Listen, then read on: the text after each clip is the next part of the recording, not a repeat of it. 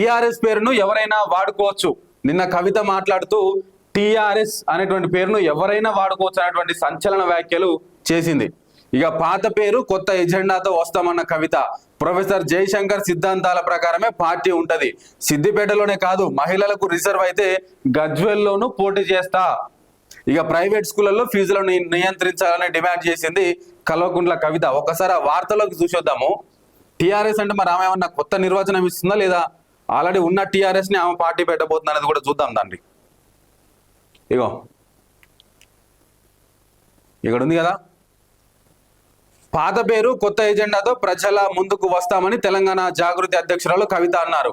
తెలంగాణ రాష్ట్ర సమితి టిఆర్ఎస్ పేరు ఇప్పుడు ఫ్రీ అయిందని, దానిని ఎవరైనా వాడుకోవచ్చని చెప్పారు. అంటే అర్థమైంది, గతంలో టిఆర్ఎస్ అనేటువంటి పేరు ఇప్పుడు ఏదైతే బీఆర్ఎస్ పార్టీగా ఉన్నదో అది గతంలో టిఆర్ఎస్ పార్టీగా ఉండే. వాళ్ళు దేశ రాజకీయాల్లోకి పోయిన తర్వాత టీని తీసేసి బీ పెట్టుకున్నారు, అంటే భారత రాష్ట్ర సమితి వాళ్ళు పెట్టుకున్నారు. కాబట్టి ఇప్పుడు తెలంగాణ రాష్ట్ర సమితి అనేటువంటి పేరు ఖాళీగా ఉన్నది, దాన్ని ఎవరైనా వాడుకోవచ్చు. కాబట్టి దాన్ని మేమే ముందుగా క్యాచ్ చేసుకొని రేపు రాబోయే రోజుల్లో ఏప్రిల్ 25వ తారీఖు రోజు మేము ప్రకటించబోయేటువంటి పార్టీ పేరు టిఆర్ఎస్ గా ఉంటుంది అని చెప్పేసి ఆమె సంకేతాలు ఇచ్చినట్టు ఇక్కడ మనకు స్పష్టంగా అర్థమవుతా ఉన్నది. చూడండి, ఇక ఆడబిడ్డకు ఓటు వేయాలన్న అంశం కంటే మించిన ఎమోషన్ ఏముంటుంది, ఆడబిడ్డకు మించిన ఎమోషన్ ఏముంటుంది అని చెప్తా ఉన్నారు. మరి గతంలో ఆడబిడ్డలందరూ పార్టీ పెట్టిన వాళ్ళందరూ ఏమైనరు? గతంలో కూడా చాలా మంది ఆడబిడ్డలు పార్టీ పెట్టిరు కదా. ఇవాళ కూడా చాలా మంది ఆడబిడ్డలు నియోజకవర్గాల్లో పోటీ చేస్తున్నారు కదా. మరి ఆ ఎమోషన్ ఎందుకు వర్కౌట్ అవుతలేదు వాళ్ళందరికీ? మీకు ఎట్లా వర్కౌట్ అవుతుంది అనుకుంటున్నారు? తమ పార్టీ ప్రొఫెసర్ జయశంకర్ సిద్ధాంతాల ప్రకారమే నడుస్తుందని, తమకు బీహార్ సిద్ధాంతకర్త అంటూ ఎవరు లేరని తెలిపారు. ఇక శుక్రవారం ఆమె హైదరాబాద్ లోని జాగృతి ఆఫీసులో మీడియాతో మాట్లాడారు. ఆ తర్వాత చిట్ చాట్లు నిర్వహించారు. ప్రస్తుతం బీఆర్ఎస్ పార్టీ స్లీపింగ్ మోడ్ లో ఉందని, తమ ప్రథమ శత్రువు కాంగ్రెస్ అని స్పష్టం చేశారు. ఎక్కడి నుంచి పోటీ చేయాలనే దానిపై నిర్ణయం తీసుకోలేదని, బీఆర్ఎస్ దగ్గర ఉన్నన్ని డబ్బులు తమ దగ్గర లేవు అన్నారు. ఇక సిద్దిపేటలో రేవంత్ గుంటనక్క మధ్య ఒప్పందం ఉందన్నారు. అది మహిళ గుంటనక్క అంటే ఎవరిని ఉద్దేశించినట్టు ఈ మాటలు ఆలోచించాలి. కింద కామెంట్లో రాండి ఎవరిని ఉద్దేశించి అన్నదో. అది మహిళలకు రిజర్వ్ అయితే తాను పోటీ చేస్తానన్నారు. ఒక్క సిద్దిపేటనే కాకుండా మహిళలకు గజ్వేల్ రిజర్వ్ అయినా అక్కడ నుంచి కూడా పోటీ చేయడానికి సిద్ధమేనని తెలిపారు. ప్రకృతి కూడా తనకు సహకరిస్తుందని, అందుకే కోర్టు కేసును కొట్టివేసిందన్నారు. పార్టీ ఆవిర్భావ వేదికపైనే పార్టీ ఎజెండాను ప్రకటిస్తామని అన్నారు. పార్టీ నాయకులతో పాటు ఉద్యమకారులు వేదికపై ఉంటారని, ఇతర పార్టీ నేతలు ఎవరిని ఆహ్వానించడం లేదని చెప్పారు. ఇక అమరావతి గోల ఎందుకని, తెలంగాణ ప్రయోజనాలే తమకు ముఖ్యమని చెప్పారు. భద్రాచలం 5 గ్రామాల గురించి పార్లమెంట్ లో ఎందుకు మాట్లాడలేదని ప్రశ్నించారు.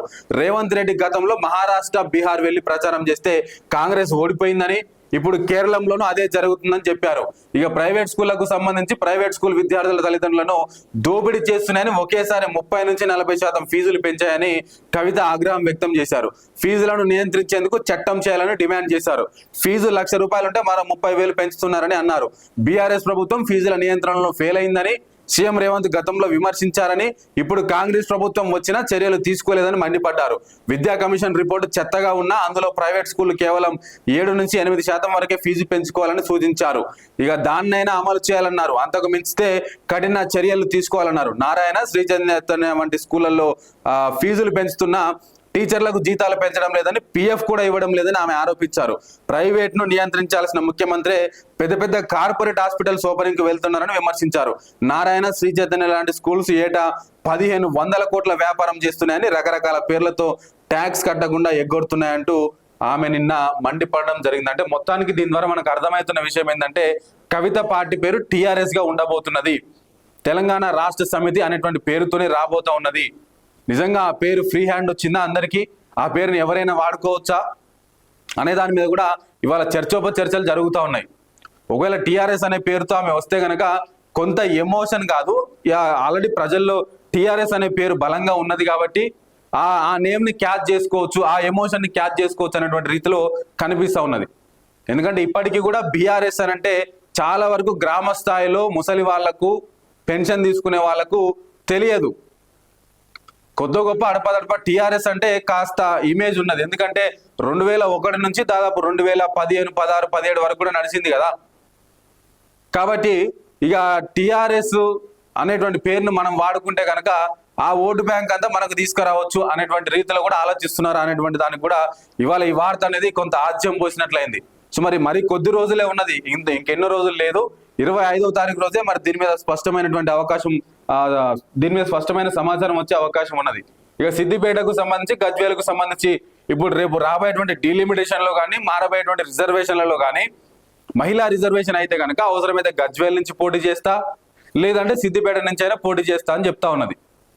ఒకవేళ మహిళా రిజర్వేషన్ అయితే సిద్దిపేట నుంచి హరీష్ రావు పోటీ చేయడు, గజ్వేల్ నుంచి కేసీఆర్ పోటీ చేయడు.